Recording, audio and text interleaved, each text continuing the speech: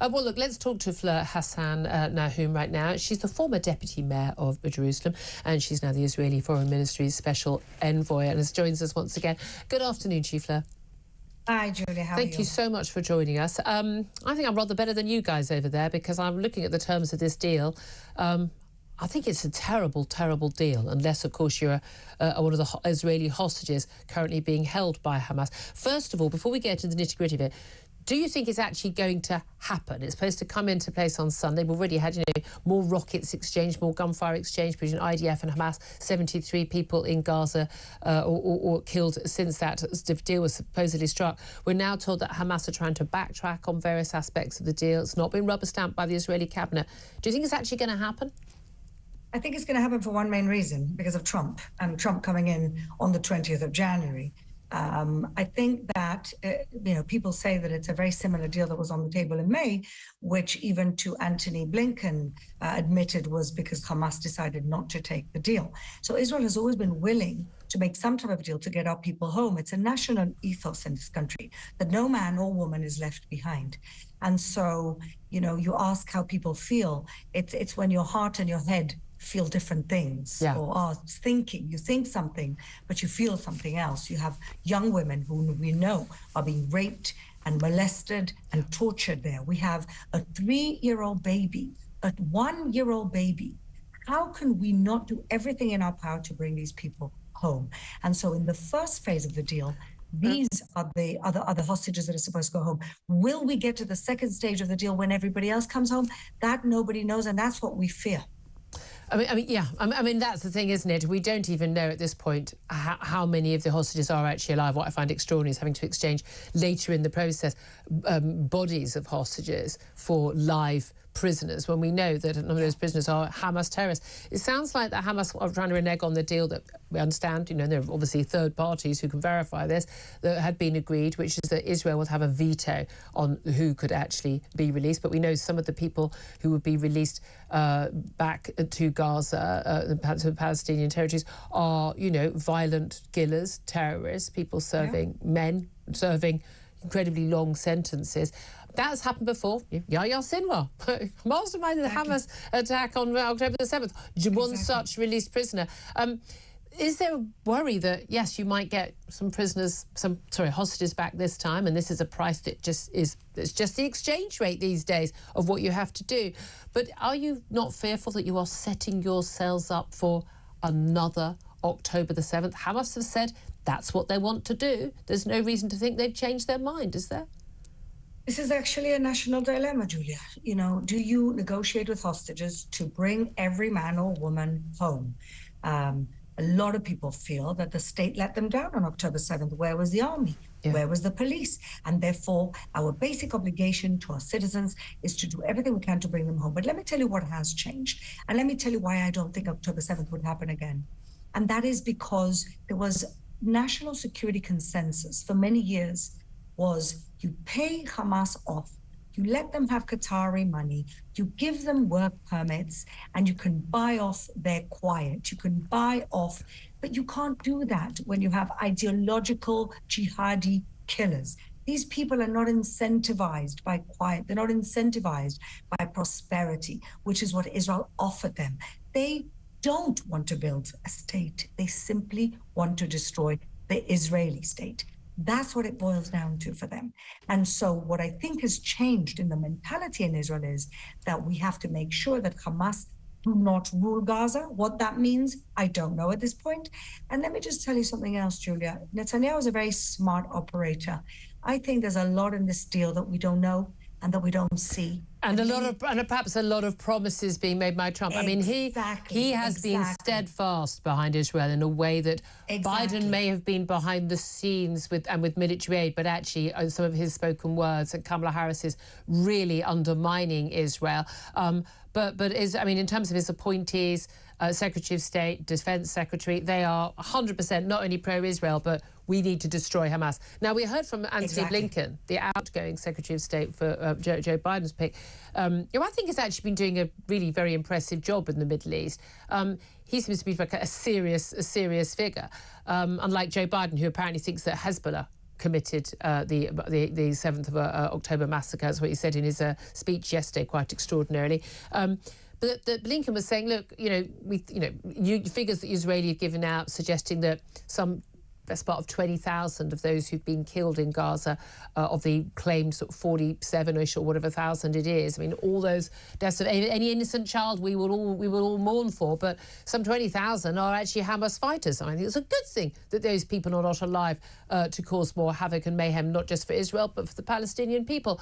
But Blinken said yesterday, they're just being replaced by and rebuilt again. Hamas is just as much a force as it was. Now, we know Hezbollah isn't. We know that Iran isn't. Is that crucially also what's changed? Or is Hamas just able to with the aid money and the rebuilding, reconstruction money, they're just able to go in and do exactly the same again, build up their weaponry, build up shore up their support among Palestinians, ready to fight again? I think it's different this time for a number of reasons. I'm praying that part of the deal that we don't see is the commitment of the Americans to actually start the process of getting rid of the Islamic Republic of Iran. Now, Hamas is a proxy of the Islamic Republic of Iran, as is Hezbollah, as are the Houthis, and are the Shia militias in Iraq. But imagine if what we are going to be seeing this year is the West, democratic countries helping the Iranian people get rid of the very toxic, genocidal, the biggest exporter of terrorism regime that they have. Imagine this is part of the unspoken deal. And then we have a completely new reality, not just in Israel, but in the entire Middle East, because Hamas, without the help of the Iranians, are nothing. Hamas, with Israel sitting on the border with Egypt, where they brought in all of the weaponry they smuggled in from Egypt that was coming in from Iran, without that, if you disarm them, then who are they? The question is, who rules Gaza the day after? And in my dream, we could use the Abraham Accords, the advancement of the Abraham Accords to countries like Saudi Arabia to actually create a positive enclave of Sunni moderate leadership, like is the UAE, like Bahrain, and like Saudi is becoming. Well, yeah, I mean, again, people talk about moderate. There's moderate and there's moderate. Not quite as completely lunatic and extremist and violent. I mean, that's your best bet, isn't it? I mean, I'm sorry, but let's have a reality check about Julia, the UAE and Saudi Arabia have banned Al Jazeera, and the UK hasn't. So let's put things where they are. Well, yeah, I don't think that. Al Jazeera, yeah, but I realise the problem with them. Machine. They are. Nevertheless, I think they've got some other problems in those countries, I have to say. But when you say who rules Gaza the day after, the big concern, of course, is, and people often talk about, you must separate Hamas, the terrorist organisation, just a little memo there to the BBC, and the Palestinian people living in Gaza. But the reality is that Hamas has had a lot of support. Now, they haven't had elections for, 20 years now in Gaza. But I mean, and it's how could we possibly tell from polling, to people when there's a man with a gun at the end of the street, know whether people are giving honest answers. It would appear that people in Gaza do support Hamas by and large. We also know the propaganda that children are being sold, in the books that they've had to read, often in schools run by UNRWA, amazingly, that a UN agency paid for by often our aid money, telling them, the highest achievement of a child in Gaza could be to put on a suicide vest, be a martyr and kill as many Jews as possible. Exactly. How do you overcome that? Because this peace deal doesn't change any of that. It really just depends who rules Gaza after Hamas. And I don't think we're going to see any of that for the next few months. We need to get over this peace, this ceasefire. We need to get our hostages home, as many of them as possible. Like you said earlier, we don't even know who's alive and who's dead. They're talking about the first 33, only 23 being alive, and the cruelty of these mind games. And we don't know who's going to be walking through and who's going to be coming in a box. So at the moment, there's still many things up in the air. And you are quite right that Hamas is so entrenched into every part of civilian life in Gaza, and people are so indoctrinated that you can't imagine what it can be like. Yeah. But I really think that the minute the West decides that they're no longer supporting and they're no longer going to put up with giving money to a Palestinian leadership that pays people to kill Jews and pays schools to teach hatred and indoctrination, the minute the aid stops and the minute we can stop Iran from enriching their proxies, that is the beginning of the end for these proxies. Well, we certainly hope so. Let's talk about what could happen, assuming this deal does actually go ahead, assuming we get the agreement from Hamas and from the Israeli government fully to this. On Sunday, now this is the final day of the Biden administration, the day before the Trump inauguration. You mentioned Trump in your first answer about how him basically saying, sort of hostage deal before I get into office or all hell's going to break out.